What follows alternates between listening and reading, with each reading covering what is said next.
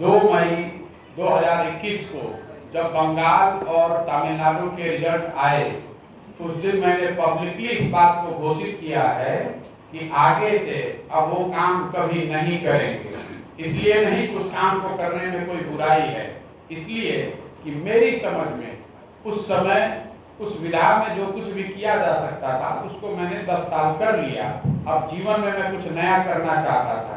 फिर मैं 1 साल तक इस बात के उधेड़-बुन में रहा कि क्या करूं जीवन में, आगे क्या करूं, और 1 साल सोचने समझने के बाद ये तय किया है कि बिहार में वापस आना है और वापस आकर एक नई राजनीतिक व्यवस्था बनाने में अपना पूरा सब कुछ समर्पित करना है।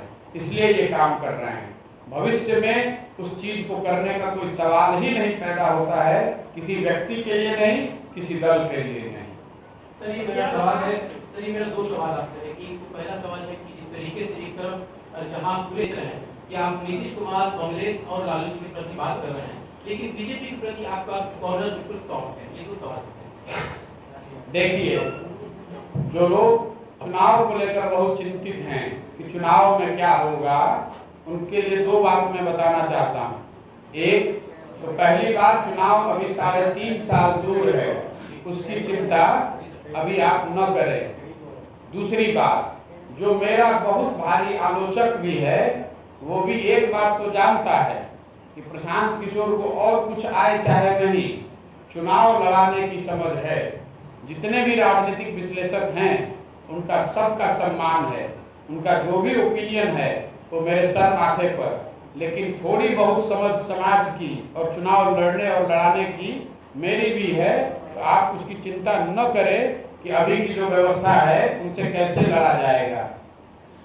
साथ ही आपने बिहार में एक लंबा समय इंतजार हुआ है, बिहार बड़े करीब। ये प्रश्न शायद सबसे ज्यादा मेरे से रोज पूछा जाता है और हर दिन इसका मैं जवाब देता हूँ। जब जवाब देता हूँ तो लोगों के चेहरे पर लगता है कि नहीं, बात तो ठीक कह रहे हैं, लेकिन फिर वो स्प्रिंग की तरह वापस फिर सवाल आता है। इसलिए फिर से मैं एक्सप्लेन करता हूँ। अगर आप राजनीति करते हैं तो समाज में जो भी फैक्टर है, समाज के सारे पहलुओं की समझ आपको होनी ही चाहिए।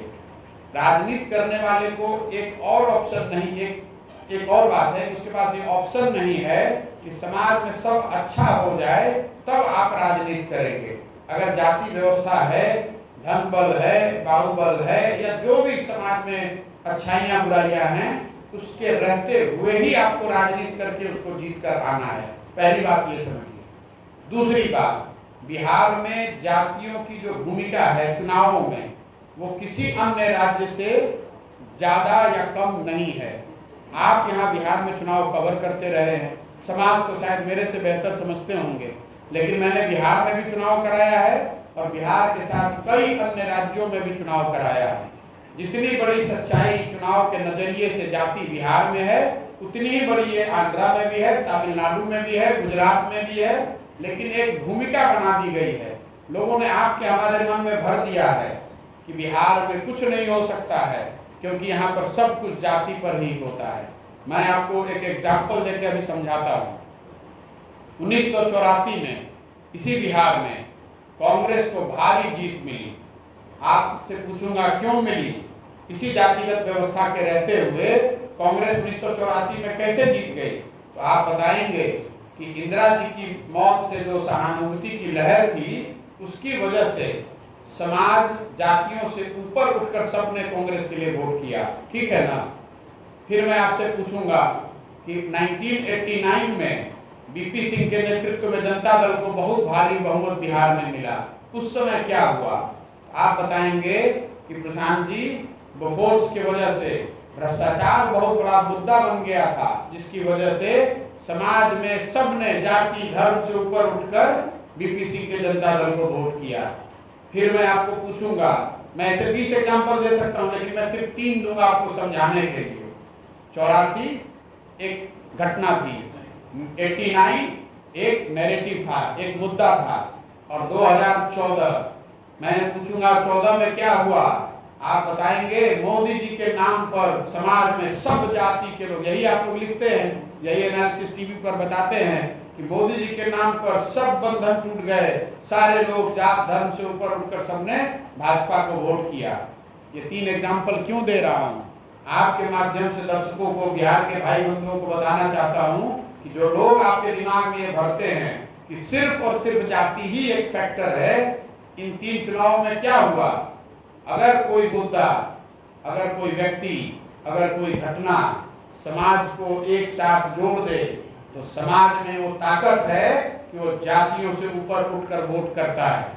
होता ये है कि कोई दूसरा, कोई बड़ा मुद्दा नहीं है, कोई व्यक्तित्व नहीं है, कोई ऐसी बड़ी घटना नहीं हुई है, वैसी परिस्थिति में समाज में एक भावना हो जाती है कि सब एक ही जैसे दिख रहे हैं, तो चलो भाई अपने जात वाले को ही दे देते हैं। ये बात है। इसलिए बिहार में बिल्कुल ये संभव है। बिहार के लोग, आप चाहे जिस जाति के भी हों, कोई नहीं चाहता है कि उसका बच्चा आधे पेट खाना खाए, कोई नहीं चाहता है कि उसके बच्चे की अच्छी पढ़ाई नहीं हो। आप किसी भी जाति के हैं, आप ये थोड़ी ना चाहेंगे कि आपके बच्चे के शरीर पर कपड़ा ना हो, आपके घर में कोई बीमार पड़ जाए तो डॉक्टर और दवा ना हो। हर जाति, हर व्यक्ति, हर परिवार का आदमी सोचता है कि यहाँ पर बेहतरी आए। मैं आपको बताता हूँ, यहाँ जो पलायन की स्थिति है, जब यहाँ पर बच्चा 18 साल 19 साल से पहले जैसे आपकी शारीरिक स्थिति काम करने की होती है, आप अपना गांव, परिवार, घर छोड़कर दूसरे प्रदेश में जाकर काम करते हैं। 25 साल 30 साल जो समाज में कोई दूसरा काम करने के लिए तैयार नहीं है, वो बिहार के लोग, सबसे डिफिकल्ट काम बिहार के लोग कर रहे हैं। जब आपका शरीर थक जाता है, आप 50 के हो गए, 55 के हो गए, तो आप फिर काम छोड़कर वापस आते हैं। इस पूरे 30-35 साल जो आपकी पूरी जवानी है, उसमें आप कभी 15 दिन 1 महीने के लिए घर आए, परिवार के साथ मिलने का आपको अवसर मिला। बाकी सारे समय आप परिवार से दूर, अपने गांव, अपने मिट्टी से दूर आप संघर्ष कर रहे हैं। जब आप वापस आते हैं तो जो लड़का आपके घर में जो सबसे यंग है, वो आपकी जगह बाहर काम करने जाता है।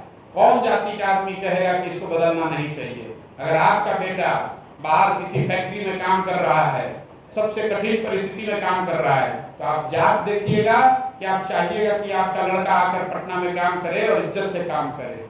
यहाँ के नेता बता रहे हैं, कई बार आप और हम सुनते हैं कि किसी बिहार के लड़के को किसी ने गाली दे दी, मारपीट हो गई, सुनते हैं ना, तो नेता क्या बताते हैं कि बिहार के लड़के न रहें, बिहार के लोग न रहें तो दिल्ली और मुंबई की व्यवस्था ठप पड़ जाएगी, वहाँ सब्जी नहीं बिकेगा, वहाँ सफाई नहीं होगा। मैं आपको बता रहा हूँ कि ये गौरव की बात नहीं है। बिहार के लोग सब्जी बेचते हैं, ये गौरव की बात नहीं है। बिहार के लोग पर सफाई की व्यवस्था टिकी हुई है महानगरों की, ये गौरव की बात नहीं है। गौरव की बात तब होती कि वो लड़का यहाँ पर सब्जी पैदा कर रहा होता और यहाँ से ट्रेन से या प्लेन से वो सब्जी बॉम्बे भेज रहा होता, दिल्ली भेज रहा होता, तो यहाँ इज्जत से नौकरी रोजगार कर रहा होता, 4 लोगों को नौकरी देता और अपने घर में रहता और बिजनेसमैन कहलाता। लेकिन वहां जाकर अगर ठेला लगाता है तो ये गौरव की बात नहीं है। मुख्यमंत्री और बड़े नेता बता रहे हैं, कह रहे बिहार के लड़के नहीं रहेंगे तो दिल्ली की व्यवस्था रुक जाएगी। हम लोग कोई दिल्ली की व्यवस्था चलाने का ठेका लेकर बैठे हुए हैं? बिहार के लड़के सब्जी बेचने के लिए पैदा हुए हैं और मुंबई का कचरा साफ करने के लिए पैदा हुए हैं।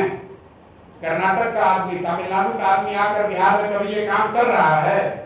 कभी नहीं कर रहा है।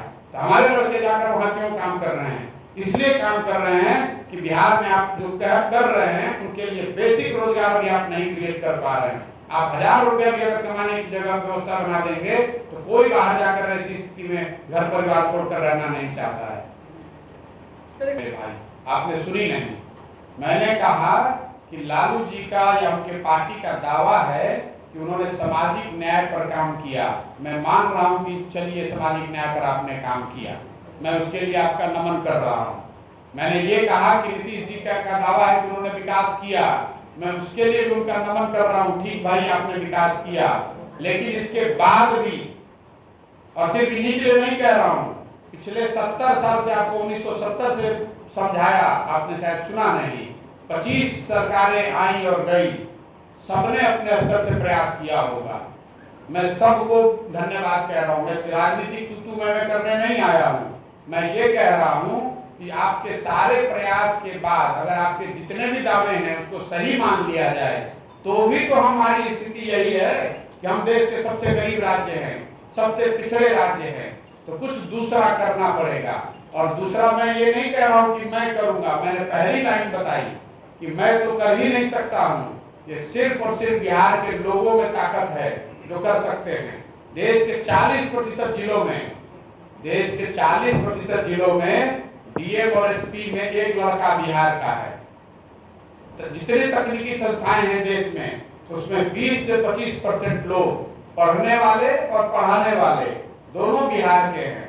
तो बिहार के लोग तो बेवकूफ हैं नहीं, यहाँ की व्यवस्था ने उसको बांध रखा।